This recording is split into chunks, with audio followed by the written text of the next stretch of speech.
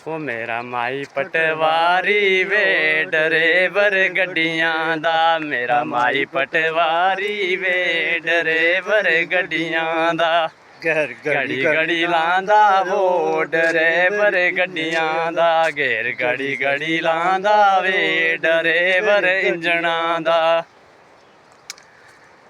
मेरा माई पटवारी वे ड्राइवर गड्डियां दा, मेरा माई पटवारी वे ड्राइवर गड्डियां दा, गैर घड़ी घड़ी लांदा वे ड्राइवर इंजणा दा, गैर घड़ी घड़ी लांदा वे ड्राइवर इंजणा दा। तो गाइस देख रहे हो आप ये कितना अच्छा व्यू है। ये है हमारा बेला बस स्टैंड, नया बस स्टैंड बना हुआ है। आपको लाइव तस्वीरें दिखा रहे हैं। तो माशाल्लाह बहुत अच्छी लगी होंगी आपको। कमेंट में हेलो हाय बाय लिख देना, आई लव यू टू भी लिख देना बीच में, ठीक है। Thank you.